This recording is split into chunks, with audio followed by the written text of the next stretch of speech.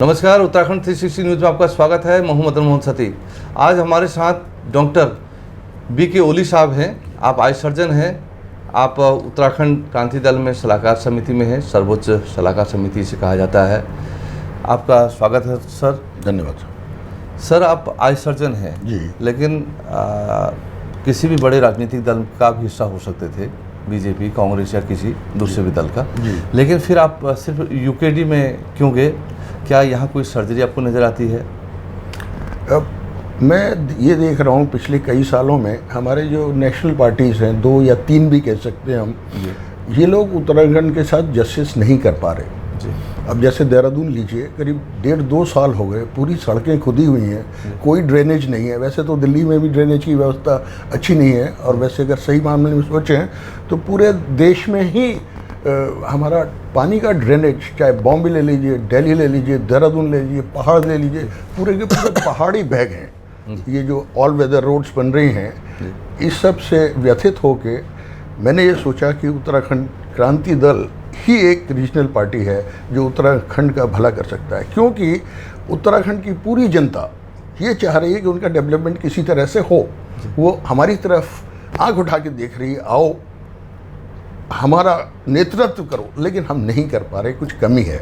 तो यही कमी को देखते हुए मैंने उत्तराखंड क्रांति दल ज्वाइन करने की कोशिश करी जी। सर, आप एक बड़े आई सर्जन हैं, आप पॉपुलर भी हैं, आपका क्लिनिक भी अच्छा चलता है, तो आपको क्या लगता है कि राजनीति एकमात्र ऐसा साधन है जहां जाके आप बदलाव ला सकते हैं, या फिर जो आपका प्रोफेशन है वहां से क्या आप बदलाव की तरफ नहीं बढ़ा सकता? प्रोफेशन की अगर बात करूं तो 40 साल तो मैंने दून हॉस्पिटल में और गवर्नमेंट में वहीं काम किया, पूरे देहरादून के आसपास। पूरे एक क्षेत्र में जाके मैंने ऑपरेशंस किए हुए हैं सन 82 से जी। पिछले 20 साल से मैं प्राइवेट प्रैक्टिस कर रहा हूँ। तो अगर आप पूछें तो अपना करियर जो एज आई सर्जन है वो ऑलमोस्ट लोग 60-65 तक करते हैं, उससे ज़्यादा तो मैं कर चुका हूँ। तो लेकिन अब देश की, प्रदेश की व्यवस्था ठीक करने का समय है, और मैं समझता हूँ मुझमें इतनी अभी एनर्जी बची है कि मैं ये काम यूकेडी के साथ कर सकता हूँ। जी।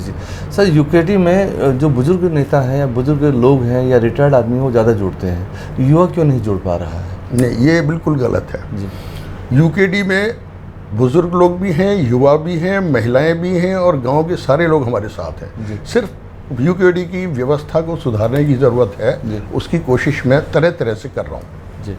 आप सलाहकार समिति में हैं और नए अध्यक्ष कमान फिर एक बार एडीजी के पास है। जनता में मैसेज भी अच्छा जा रहा है कि टाइगर जिंदा है जी। एक बड़ा पुराना वो बाग इनका चुनाव चिन्ह भी होता था, चूँकि अब कुर्सी है, तो दोनों चीज़ें जुड़ गई, टाइगर और कुर्सी एक साथ जुड़ गई।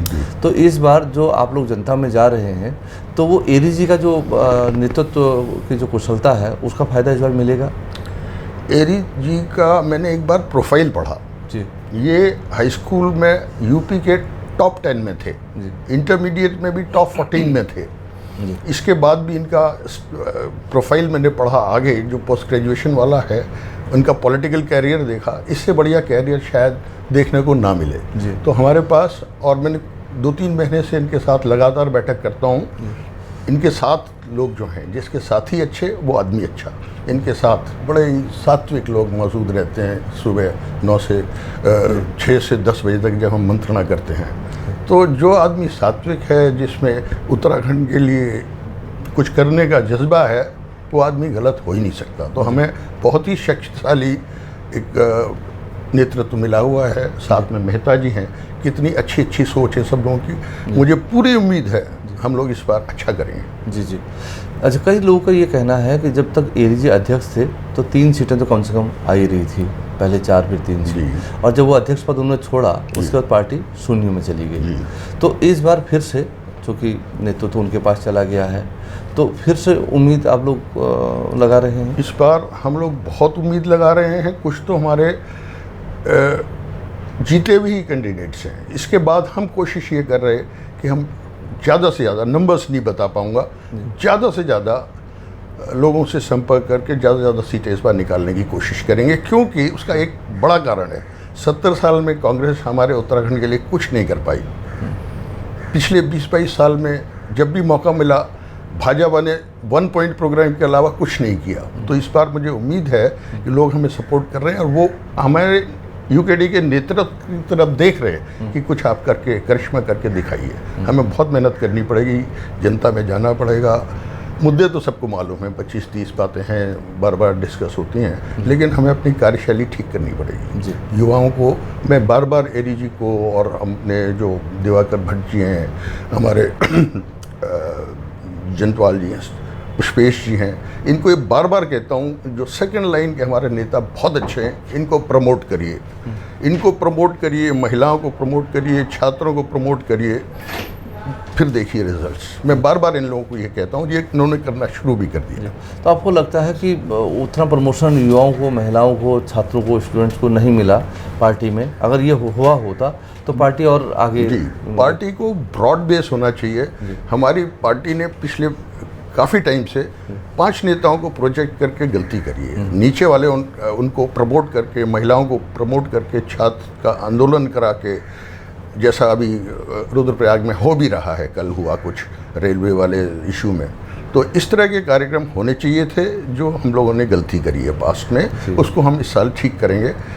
1 साल का काम हम 3 महीने में करके दिखाएंगे आपको। सर, पहाड़ों पर आँखों के बड़े मरीज हैं, आँखों की समस्या से लोग जूझ रहे हैं जी। तो आपकी पार्टी अगर सरकार में आती है किसी तरह से, तो आप लोग ऐसा कुछ बनाएंगे कि पहाड़ पर कम से कम आँखों के कोई अस्पताल या क्लिनिक खुल पाएँ, या फिर प्राइवेट मदद लेके ही लोगों तक मदद पहुँचाई जाए? अब तो सिर्फ आँखों की बातें कर रहे, आँखों में काम तो मैंने पहाड़ों में बात इसलिए कर रहा हूँ कि आप आई सर्जन हैं, वैसे तो हॉस्पिटल व्यवस्था ही पूरी होनी चाहिए। 82 में मैं जब पौड़ी में ज्वाइन किया, हर पीएचसी में जाके मैंने हर महीने में 4-4 कैंप लगाए। ये इंडिविजुअल हो गया, मैं गवर्नमेंट पोस्ट में था, मेरा डिजिग्नेशन ही था मेडिकल ऑफिसर मोबाइल टीम। तो मुझे उस तरह की जो आँख से रिलेटेड इश्यूज़ हैं उनके बारे में जानकारी है। मैं अपने नेतृत्व को उसके बारे में जानकारी दूंगा। और वही नहीं, मैं आईएमए का प्रेसिडेंट भी देहरादून में रहा, मैं नॉर्थ जोन में आई का प्रेसिडेंट रहा, उत्तराखंड का आई का प्रेसिडेंट रहा, और तरह तरह के एकेडमिक और इस तरह की एक्टिविटीज़, जैसे स्कूल बच्चों के आई स्क्रीनिंग का कैंप का इंचार्ज मैं था। पूरे उत्तराखंड के बच्चों का आई स्क्रीनिंग करी। कोई प्रॉब्लम है तो 5वीं क्लास 8वीं क्लास के बीच में पता चले तो ट्रीटमेंट बेहतर होता है। तो इस तरह की तरह स्कीम्स हम लोग बनाएंगे, उस पर काम करेंगे। सर, मैंने एक चीज़ देखी, गाँव में जब किसी आँख चोटिल हो जाती है, कुछ हो जाता है, तो लोग लोकल की कुछ जड़ी बूटी निचोड़ देते हैं। वो क्या वो सही है? ये बिल्कुल सही नहीं है जी। चोटिल जिस टाइम हो आँख, नियरेस्ट आई डॉक्टर या जिनको हम ऑप्टोमेट्रिस्ट कहते हैं, ऑप्थेल्मिक असिस्टेंट, उन पे जाना चाहिए। लोग तो लोकल दवा, कोई हल्दी डलवा देता है, कोई शहद डलवा देता है, उससे तो उल्टा नुकसान ही होता है। नुकसान ही होता है। आँखों के साथ एक्सपेरिमेंट नहीं होना चाहिए। हाँ, आँखों के साथ भी और पूरे शरीर के साथ भी एक्सपेरिमेंट नहीं होना चाहिए। जी जी जी। सर, अंतिम सवाल है जी, दल को लेकर, चूँकि आप इस दल में आए हैं और सर्वोच्च समिति का हिस्सा बने हैं जी, तो आप क्या उम्मीद लगाते हैं कि आपकी पार्टी किस तरह से इस चुनाव में जाए, और क्या आपका सजेशन इनको रहेगा, किस तरह से रणनीति बने ताकि कम से कम सीटें कुछ आ जाएं, 8, 10, 15, 20 सीट? हालांकि हर दल की उम्मीद होती है, वो तो सभी सीटों पे जीतना चाहता है, लेकिन फिर भी अगर हम मिनिमम मान के भी चलें तो जो सीटें उपस्थिति के लिए कम से कम हों, 15 सीट, 10 सीट, ताकि सरकार आपके बगैर ना बने, तो उसके लिए कोई रणनीतिक आपने इन लोगों को बताया है? हमारी कल एक मीटिंग है, जैसा अभी आपसे थोड़ी देर पहले बात हो रही थी। हम आईटी और इस तरह का जो आईटी रिलेटेड जो हैं प्रोग्राम्स, उसकी मीटिंग कल कर रहे हैं। पुष्पेश जी उसके इंचार्ज हैं, पुष्पेश जी ने टीम बना दी है। उस टीम की मीटिंग कल मैं हेड कर रहा हूँ, कल देहरादून में। उसमें हम प्लान बनाएंगे कि कैसे इंफॉर्मेशन डिसेमिनेट करें अपने पार्टी मेंबर्स को, अपना जिला अध्यक्षों को, नगर अध्यक्षों को, कि एक डिसीज़न एरी साहब ने लिया, शाम तक सबको खबर हो जानी चाहिए, ब्लॉक लेवल, बूथ लेवल तक, कि हम क्या चाहते हैं और हमारा किसी एक पर्टिकुलर मुद्दे में हमारा स्टैंड क्या है। एक तो ये है। दूसरा, कैंडिडेट सिलेक्शन में इस बार टीम बड़ा अच्छा काम कर रही है हमारी यूकेडी की। उसमें सब लोगों की सलाह से कैंडिडेट सेलेक्ट हो रहे हैं। जो जिताऊ कैंडिडेट हैं हमारे अपने, उनको हम सेलेक्ट करके एरिजा साहब की एक पार्लियामेंट्री कमेटी है, वो डिसाइड करती है। इस बार इस बात पे नहीं हो रही है कि कोई गुटबाजी नहीं है हमारे यहाँ, कि मेरे गुट का आदमी इसको दो, ऐसा नहीं हो रहा। हम उस पर बात कर रहे कि किस में कॉम्पिटेंस है उसको दो, कौन जीत सकता है उसको दो, और उत्तराखंड की जनता हमारा इंतजार कर रही है। जी जी, thank you sir, thank you, बहुत अच्छी बात है आपसे भी। Thank you.